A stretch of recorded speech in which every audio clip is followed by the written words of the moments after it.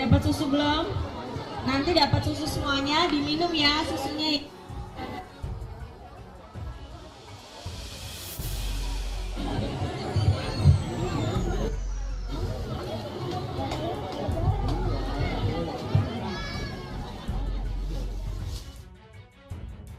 Gibran ajak anak-anak ke panggung kampanye, Bawaslu nggak berani usut, jelas-jelas pelanggaran.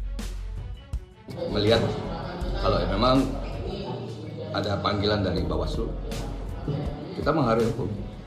Kita tidak mau curang.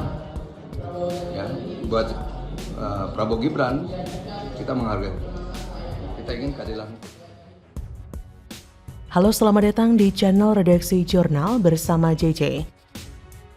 Pegiat media sosial Eko Kuntadi memperingatkan kepada calon wakil presiden nomor urut 2 dari Koalisi Indonesia Maju, Gibran Rakabuming Raka, untuk tidak mengajak anak-anak berkampanye. Pasalnya menurut Eko, Indonesia mempunyai aturan mengenai batas usia masyarakat yang boleh mengikuti kampanye dan anak-anak tidak masuk di dalamnya, sehingga Gibran melakukan pelanggaran. Tulis Eko Kuntadi seperti dilansir dari akun X pribadinya Rabu 6 Desember, @Gibran_tweet, anak-anak jangan diajak kampanye dong, kan kita punya aturan soal batas usia yang boleh ikut kampanye. Untuk diketahui dalam momen kegiatan kampanye Gibran Rakabuming Raka di Penjaringan Jakarta Utara, Jumat 1 Desember, Cawapres nomor urut 2 itu meminta anak-anak untuk naik ke atas panggung serta membagikan buku dan susu gratis. Kata Gibran, anak-anak ke panggung, sini saya bagikan buku, susunya nanti juga dibagikan.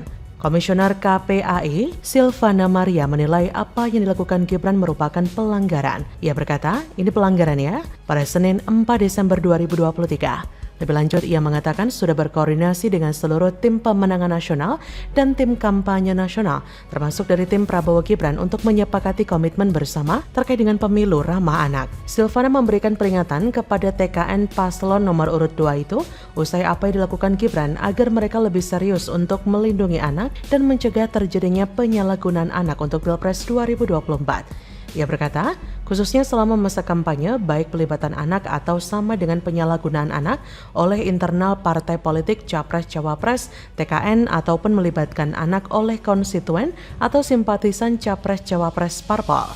Anak di bawah 17 tahun yang menurut Undang-Undang Nomor 7 Tahun 2017 tentang Pemilu dilarang ikut kampanye justru diminta merapat ke panggung oleh Cawapres nomor urut 2 untuk mengambil buku yang dibagi-bagikan. Sesuai dengan aturan, pelaksana dan atau tim kampanye dalam kegiatan kampanye pemilu dilarang mengikut sertakan warga negara Indonesia yang tidak memiliki hak memilih. Ketua Panitia Pelaksana acara tersebut, Akram Saleh Akib, menyebutkan pihaknya sudah berupaya menghalau anak-anak yang datang hendak berebut buku dan susu tersebut, sebab agenda kedatangan Gibran adalah untuk melihat kematangan program kerja Poskomando atau Posko Pemenangan Prabowo Gibran di Kecamatan Penjaringan, Jakarta Utara. Ketua KPU DKI Jakarta, Wahyu Dinata, juga menegaskan bahwa Undang-Undang Nomor 7 Tahun 2023 tentang Pemilihan Umum juga mengatur pelaksana kampanye pemilu dan atau tim kampanye pemilu dilarang menjanjikan atau memberikan uang atau materi lainnya sebagai imbalan kepada peserta kampanye pemilu secara langsung atau tidak langsung, kecuali atribut atau bahan tertentu, makan, minum, serta transportasi peserta kampanye. Logikanya, Gibran juga mengetahui larangan ini, di mana untuk Jakarta, larangan kegiatan politik di area Car Free Day jelas tertuang dalam Peraturan Gubernur DKI Nomor 12 Tahun 2016 tentang Hari Bebas Kendaraan Bermotor. Sedangkan di Solo, aturan ini tertuang dalam Perda Nomor 10 Tahun 2022 tentang Penyelenggaraan Perhubungan. Kemudian paling ajaibnya, ya apa iya sebagai Cawapres Gibran tidak tahu bahwa anak-anak tidak boleh dilibatkan dalam kegiatan kampanye, sehingga akhirnya Koordinator Divisi Penanganan Pelanggaran Bawaslu DKI Jakarta, Beni Sabda, memberikan peringatan terkait hal ini beserta dasar hukumnya.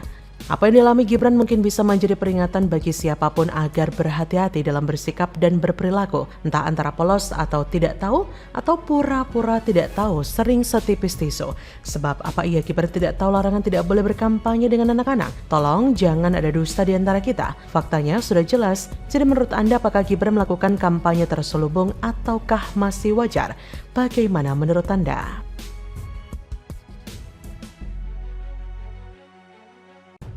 Atau tidak, ya terserah dari sisi mana masyarakat melihat ya. Yang penting bagi kita di DIY itu daerah istimewa, diakui keistimewaannya dari asal usulnya dan menghargai sejarah itu aja. Ini undang-undang itu namanya itu.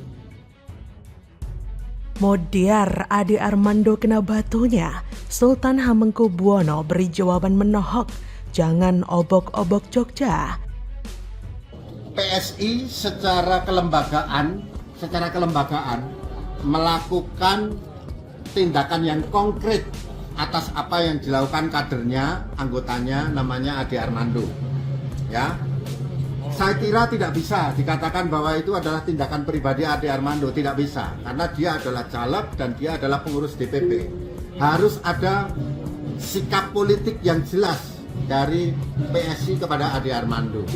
Yang kedua, kami meminta aparat kepolisian untuk menangkap Ade Armando.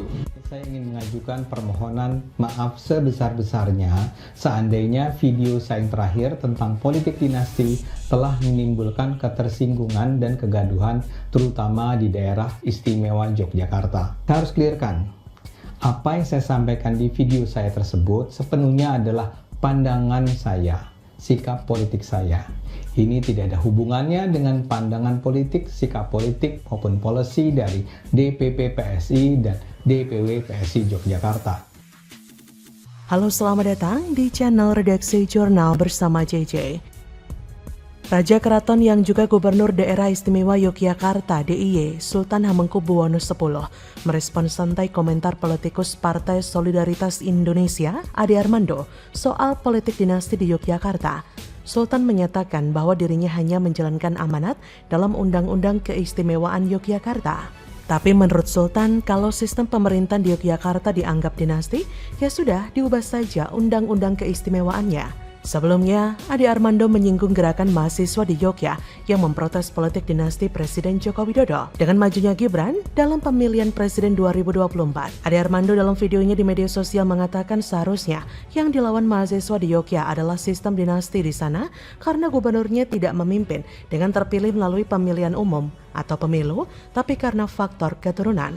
Sultan mengatakan penetapan gubernur dan wakil gubernur di DIY selama ini berlandaskan Undang-Undang Nomor 13 Tahun 2012 tentang Keistimewaan Yogyakarta. Sultan menyatakan hanya menjalankan amanat undang-undang tersebut. Dalam pasal 18 hingga pasal 26 Undang-Undang Keistimewaan itu mengatur tentang mekanisme pengisian jabatan gubernur dan wakil gubernur DIY, bukan melalui pemilihan umum melainkan penetapan. Dengan syarat gubernur dan wakil gubernur diisi oleh mereka yang menjabat sebagai Sultan Hamengkubuwono atau Raja Keraton Yogyakarta dan wakil gubernur dijabat oleh Adipati Pakualam, Raja Pura Pakualam Yogyakarta. Selain itu, dalam undang-undang itu juga mengatur gubernur dan wakil gubernur DIY yang tidak boleh tergabung dengan parpol manapun. Sultan enggan mempersoalkan lebih jauh komentar Ade Armando soal dinasti di Yogyakarta. Namun Sultan juga menegaskan bahwa sampai saat ini status keistimewaan Provinsi Yogyakarta juga masih diakui pemerintah Indonesia. Memang kurang ajar ya kadernya Kang Pisang ini, udah kubunya langgar konstitusi, kini mau seenaknya ubah aturan daerah istimewa Yogyakarta, emangnya siapa elu? Logika Ade Armando memang sudah tidak seperti dulu lagi. Ini bukti bahwa manusia itu adalah makhluk yang dinamis dan mudah berubah. Jokowi saja yang dulu dibangga-banggakan mayoritas rakyat Indonesia kini sudah mulai redup.